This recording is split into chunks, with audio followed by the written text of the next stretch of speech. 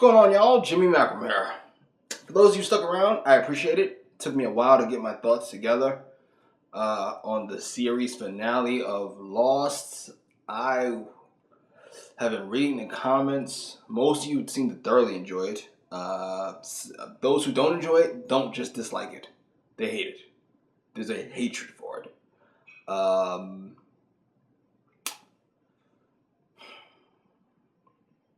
I'll start with the finale and I'll work my way kind of to the season as a whole and then the series as a whole.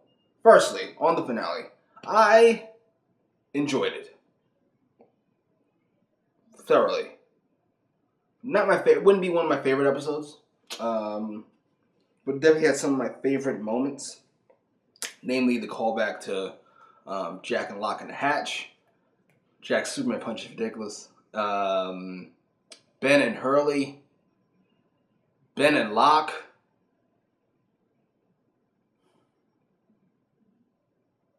Juliet and Sawyer.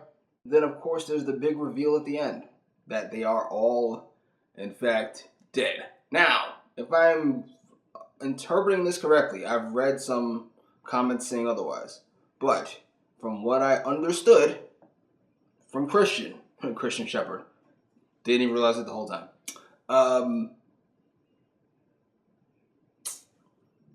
Seasons 1, 2, 3, 4, 5, and on Island 6 all happened. That was real. That was legit. They were alive.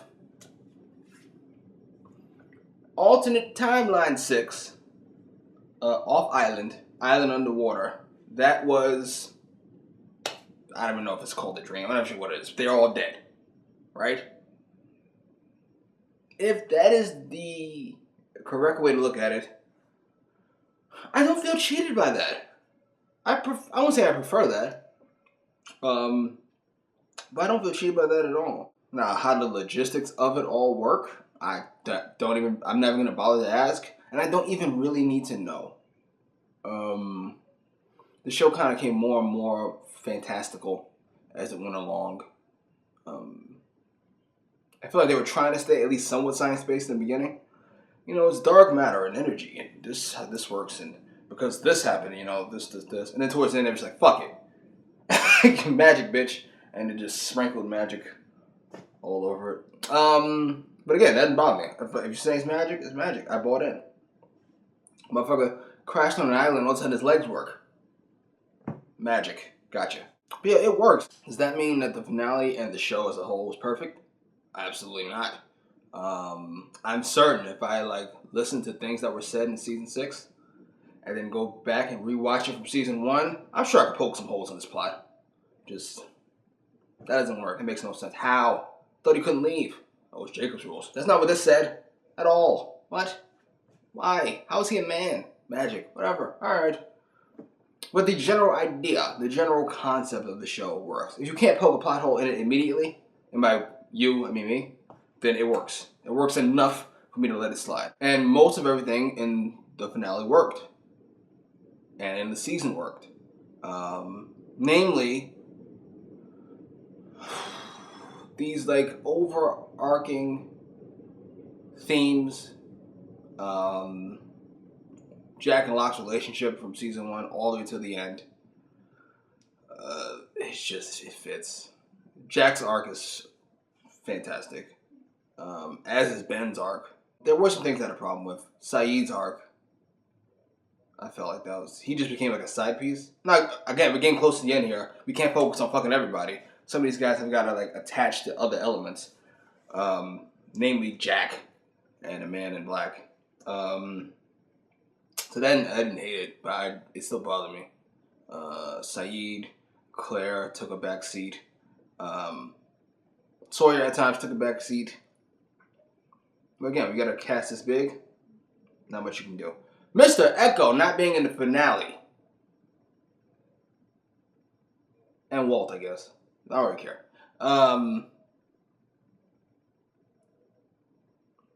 Even though they didn't give us a reason, I'm going to assume there's some kind of beef there. Because it makes no sense not to have him. So I'm going to assume it said your most important time was on the island. That's why they were all there. Mr. Echo's going to be there, okay? And I assume it was some type of beef with the actor. That's the only thing that makes sense to me. Oh, Ben is obviously one of my favorite characters, right? And Hurley became one of my favorite characters at the end.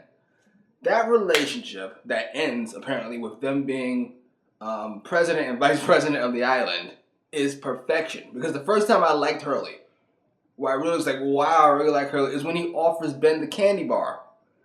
They're just both sitting on that bench. Up to this point, the worst character on the show. And up to this point, the best, not worst, I mean, like the worst dude. And then the best dude on the show. And he breaks it, and he offers it to Ben. That is one of my favorite moments. I don't have a list of favorite moments. Do I? That is one of them. That is fantastic. Yes, I almost broke down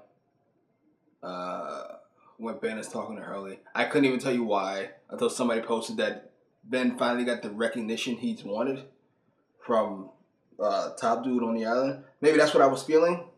Maybe it's because I feel like Ben just kind of, that guard he has up where he's ready to lie at a moment's notice, he kind of just lets that down when Hurley's around.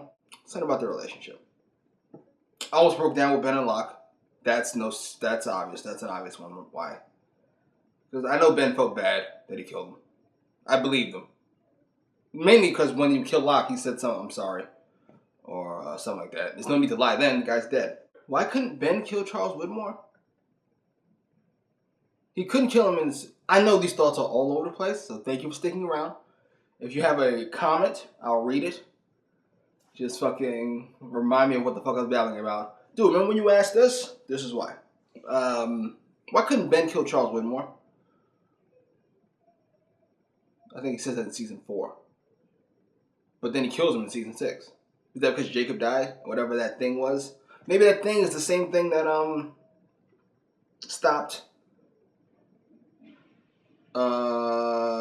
Jacob and the Man in Black from killing each other. Even though he technically did. But oh shit, he technically did. Made him a smoke monster. So maybe... Oh shit. You know what?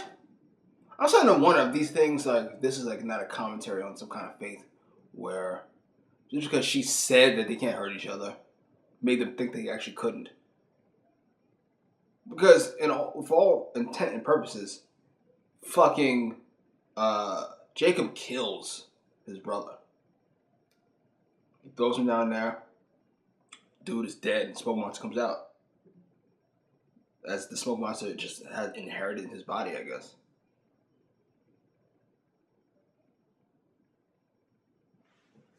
Why are you looking at it the wrong way? I don't know. But it just feels like a lot of these things they think they can't do, they just can't do because they said it. Like, you can't kill him. And they just walked around like, oh shit, yeah, I can't kill him. You should have at least given it a shot. As far as seasons go, seasons remain the same. While I like the finale, it was not nearly enough to overtake season 4 as fantastic television. As the best season on the show, and one of the best seasons of TV. I was going to say TV, I was going to say television. I paused. One of the best seasons of television I've ever watched.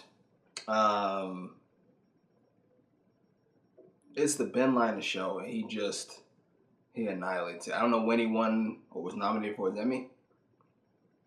What did he win? I don't know. But I hope it was that season, because that's when he deserved it the most. It'd be season 4, then season 6. Then I went back and forth between 3 and 5. Season 3, because American Mom is doing season 3 right now. And I just watched a couple of those episodes. The Brig. What was the other one? I forget what it's called. But the one where Locke blows up the submarine. You're in the wheelchair and I'm not. Man, that last half of that season is preposterously good. So it'd be 4, 6, 3, 5. 2 and 1 kind of blend together on me. I probably couldn't tell you, but I go 2-1. Because the finale of 2 is really, really, really good. As for my favorite characters on the show, I have a list. I guess I was going to do this 10-1, but I can't remember it for 10-1. It's like saying your ABCs backwards. It takes too long. I said Z, Y. So I'll go 1 to 10, just so I can keep it all together. Number 1 is John Locke. That should not be that much of a surprise. It's something about his faith-based zealousness to continue to believe that he's brought here for a reason, even though that belief may be driven by insecurities and feeling like he was never given a good shot and having a miserable life. And now he's brought to this island where he can start over and he can fucking walk, he can do shit. And be that guy he always wanted to be, where he's he's a tracker, he's a hunter, he's all types of shit. He's the ultimate badass on the island, where he has to believe in something. This had to happen for a reason, even though that may or may not be the case. The reason may be you're being manipulated by the Man in Black. Number 2 is Benjamin Linus. Listen, if you know me, I did my top 25 character list. I'm not sure I can link it, but if you click the community tab on my YouTube page, the list is there. Locke is 9 and Ben is number 10. But if you look at the rest of the list, it's pretty much filled with all manipulative, scheming, sometimes badass, mainly just evil people, and Ben is no different. Even before his arc completed in season 6, I was sold on Benjamin Linus. Especially if I watch, like I said, I watch the mom's reactions. If you go back and watch him in the beginning, where he's like Henry Gale, I'm forgetting the character change, where they like wrote him a big arc. I'm just taking it at face value. From the jump, he's just dope. Just dope. He talks about, what if I was one of them? I'd probably lead him to a trap. Like that part where he's playing Henry Gale, it's like, oh shit. Tries to kill Ana Lucia. Oh man. It turns out to be the leader of the others. Has his own plans. Tries to manipulate Locke. Tries to bring Locke's spirits by embarrassing him in front of everybody because he couldn't kill his dad. Then killing Locke. And then fucking become a good guy slowly. And then at the end apologizing for killing him. And meaning it. He was kind of re-humbled. By the way, the Man in Black making sure that Ben did what he wanted to do, or pretend to be Alex, and then saying, "I know you're thinking about killing Ben again.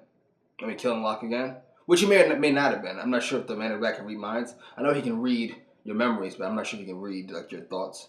Maybe he was just making sure, don't kill him. I need that body. What's the matter with you? Number 3. This one was close. I was torn. And these two fell just outside of my top 25. They did my top 30, 35. Jack Locke is number 3.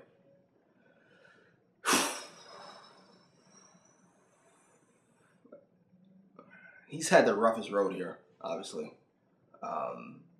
But I'm glad. I'm glad he finally came around, accepted his role as the island's protector. After being so anti all this shit in the beginning. It took Locke dying to be shown the way. Number 4 is Juliet. I love her. Thoroughly.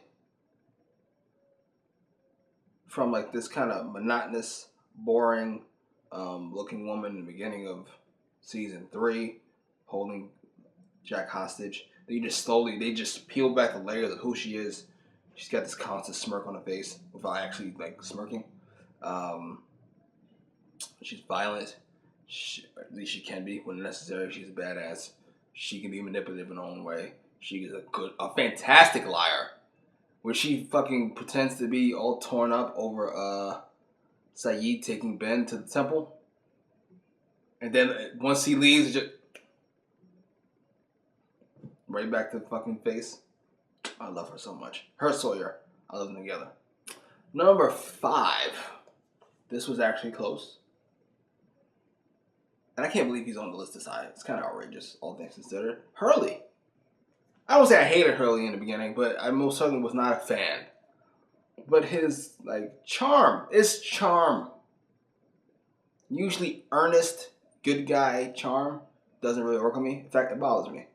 I just like him. I just do. And again, the thing with Ben, it's like, okay, you're like a good dude. You're not pretending here. You're At your in your core, you're a good dude. And almost every time I almost broke, it was Hurley at the root. Hurley and Ben. Um, Hurley talking to his mom. We shouldn't have lied. That almost got me. His voice is cracking as he says it. It's so confessional. It's so.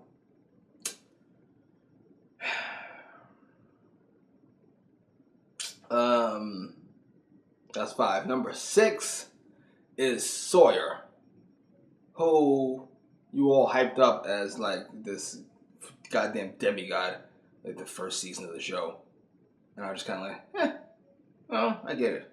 Good looking, badass with a heart of gold, and it's like, all right, if you say so. And he is. He's fantastic. Wow, you know what? All 4 of them, Jack, Juliet, Hurley, and Sawyer, might be just outside of my favorite guy, because I really like Sawyer. Towards the end, he kind of took a little too much of a backseat for him to like be on the list, but I really like Sawyer. When he kills Locke's dad, he kills Rose Sawyer. Everything he says is hilarious. The nicknames. Sawyer's perfect. 7. This was actually another close one. Sayid and Echo. Sayid would probably be higher if not for this last season where he took a drastic backseat. But again, season 4, he's badass. He kills that lady in The Economist who like set him up. Fucking just blows her away. He kills Ben in season 5, young Ben. Just everything that needed to be done. Fucking did it. Tortured motherfuckers. When's he torture Sawyer? Is that season 1? That's gotta be season 1. His relationship with Shannon and what was the other one? I forgot his fucking girlfriend's name. The other one. Not Sawyer, not Shannon, the other one. Fuck it. I couldn't quite buy into either one of them. I did enjoy Shannon and him together, but like the whole idea of this like everything he does is like way too fast. It's like we knew each other when we were kids. So now you're like madly in love with her on Pond Singer again? How old are you? 12? And Shannon, obviously. But it worked. It definitely worked. As for Mr. Echo, how he's on the list of such. As for Mr. Echo, you guys know how I felt about Echo. Absolutely. That is a fantastic, 2 fantastic characters. On Island Echo, silent, deadly. But overall good dude. Nothing who's faith-based. And considering I'm an atheist, I have 2 faith-based characters on my list. How? Because they're awesome. And Jack, if you want to make it 3. And then fucking flashback Echo. African drug lord. Holy shit. I wish they kept him around. I know there's apparently something going on, but Echo would be much higher on this list if he got to stay. 9 and 10 I was kind of debating on because there's a whole bunch of characters there towards the, I'll say towards the bottom, but you know what I mean.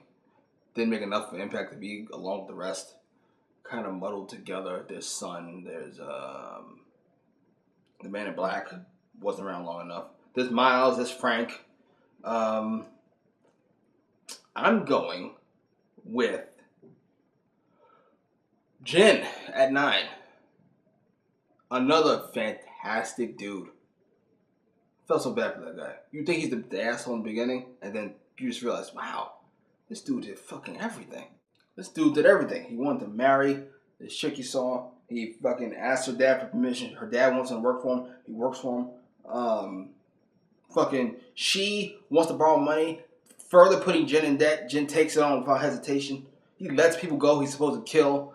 He does every fucking thing he possibly can. Finds out his wife cheated on him. He's okay with it. Just a good dude. Another great dude. And number 10 is the only character I don't like because, I don't say I don't like his character, but like I don't like him strictly because of his character. I like him because his character allows so many awesome things to happen and almost every awesome episode to happen. Desmond. It's like every time Desmond's the centerpiece of an episode, you know this episode is going to be fucking amazing. and he never disappoints ever. I like Matt's character too, and he's obviously got the best couple in the show with Penny. Though I think Sawyer and Juliet's really close. Really close. Now, the last time I ranked Lost as a show, I think I had it at 15 or so. I know it's in my top 15. I think that was at the end of season 3, I want to say. Maybe at the end of season 2. Might be at the end of season 2. Fuck it. It has most certainly climbed from there. Obviously, my favorite season 4, a really good season 5, and my second favorite season 6. So, it passed The Walking Dead for me. It passed, I've got all the shows I have on the list. But Vikings, it passed quite a few other shows. I'm going to say it's in my top 10. I kind of got a clusterfuck in 1 through 6 at the moment. You know what? I'm going to have to watch it again to give a complete, thorough ranking. Cards, Thrones, Bad, Wire, Shield, Black Sails. Shit. I gotta watch it again. It's definitely my top 7, if that makes any sense. I gotta watch it again. That's definitely a show that needs to be rewatched to maybe properly. You know what? That's the thing. If I rewatch this again, it's going to move from that spot. That's the thing. It's going to move from that spot. It's either going to go down or it's going to go up. Once you fully either appreciate all the little things that we're doing, or you start poking shit in all the little things that we're doing. It can only go up or down. It's not going to stay the same. That's not going to happen. So I am curious. Anyway, I got to watch something that says I was going to watch. What was it? Oh, right. The New Man in Charge. I'm on it. I think that's it. Yeah. Post your comments down below. Post your questions down below. If you have any thoughts, any concerns, any things you want to correct me on, any things you think I didn't catch. Yeah. Like, share, subscribe.